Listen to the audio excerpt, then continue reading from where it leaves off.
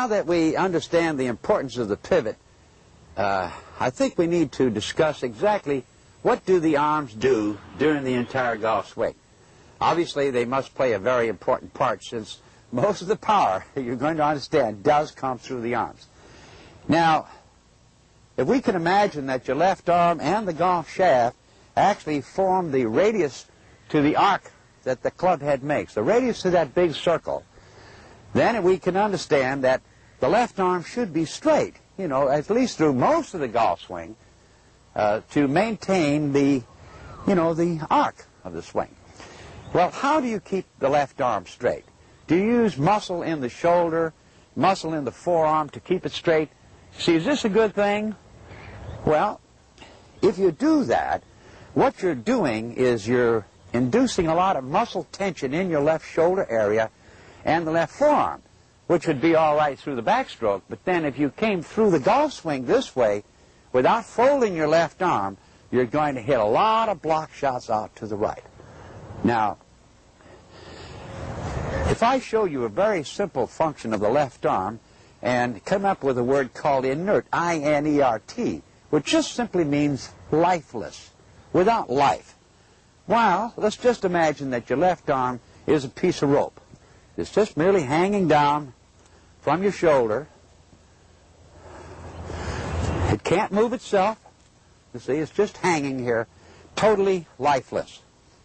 Now, on the end of that rope, there's a clamp that is attached to the handle of a golf club, right? In your initial set position, your three-point set, the arm is just hanging like a piece of rope. Your right forearm starts the back motion by bending the right wrist. You see that motion right there? This is the swinging procedure, but you can see how all it did was that.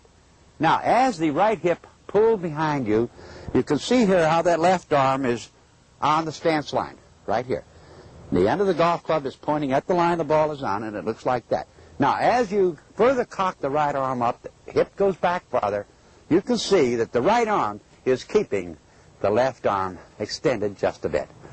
As we start the downswing, the right arm still pushing out, keeping the rope stretched to this point, and now when you fire the right arm down the line, again you can see how the rope is being stretched by the right arm, and now the left arm will fold as it should for the finish. If there's any resistance at all to the left arm folding through here, your club face will stay open. You'll hit a lot of golf shots high and off to the right. And that's very unfortunate, but that is what happens. Now, how'd you like to know? There's a very simple way to teach yourself how to do that without a golf club and without the rope. Yeah, really, there really is.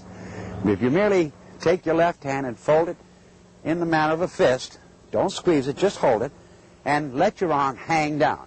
Take your right hand, put it above the fist with your right wrist bent back. And now merely push the arm down just a bit, rotate the wrist as I've already explained.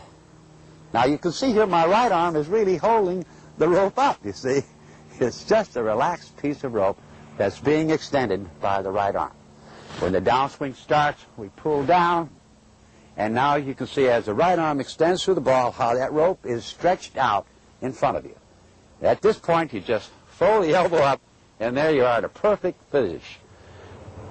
We've often heard some great players of the past, like Tommy Armour, saying, hold on with the left and knock hell out of it with the right. Well, he was right. However, there may have been something lacking in his description because he didn't tell you how to do that. Well, I'm telling you how to do that. There's nothing easier than that. There is no tension on it necessarily, so it is really extended without tension.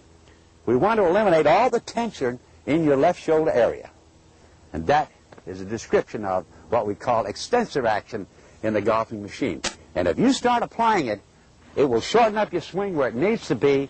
You'll have a lot more power through impact and less likely to break down.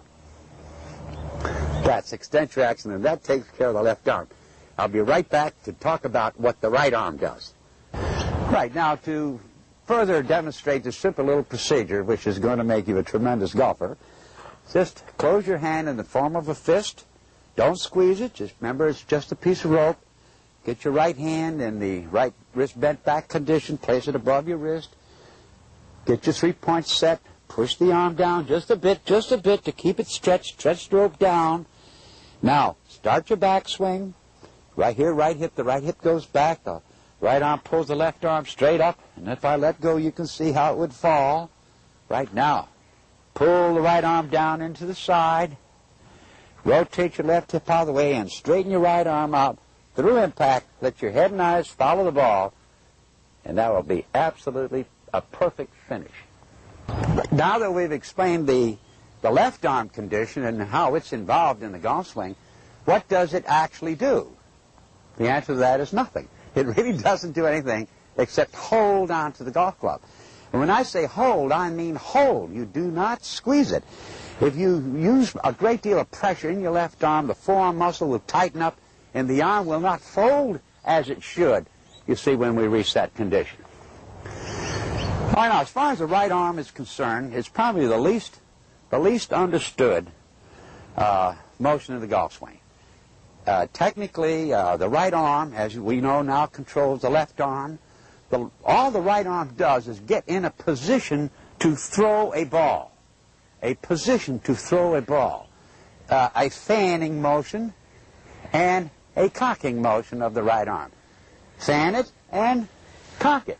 Cock it meaning simply straighten it up. Now, the most important thing to understand about this motion is what your right hand does initially. The right hand only bends backward. The right hand only bends backward. That is all it does. And in that motion, your right forearm goes with it until it is actually what we call parallel to the line the ball is on. Right there. Now, from there, you merely cock your right arm up. At this point, the right arm is touching your side, if you can see here. Right there. Now, we merely go up the line as far as it'll go, and it'll generally stop right in this area, right about shoulder high, above shoulder high. Now, both forearms, particularly the right forearm, merely pulls the club straight down, reconnecting where it was. That's the first thing that's got to be accomplished.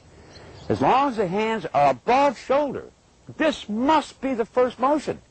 If you pull your hips from here, your right shoulder will go out. You will immediately throw the ball off the line. You will have to be coming outside in at that rate. The first thing to do is to connect. Now, what will happen is your left hip will respond to this motion by starting to move out of the way. At this point, the right hand and the right arm hit out at the ball. Hit out at the ball. It's extremely important to understand this simple little motion. And from that motion down, a straight right arm, as long as it'll go down the line. Let your head and eyes follow the ball. Drive that right forearm to a long right arm, a long right arm. Stretch it out. You'll get the feeling the club is trying to pull you. Drive that right arm straight down that line, and the club will continue to come up, and now you merely fold your hands and wrist and follow the ball.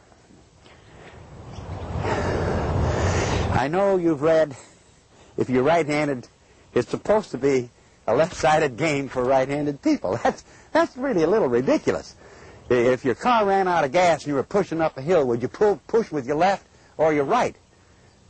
Let's learn to use that right. Most people are not getting near the distance they could get simply because they do not understand the right arm is always driving.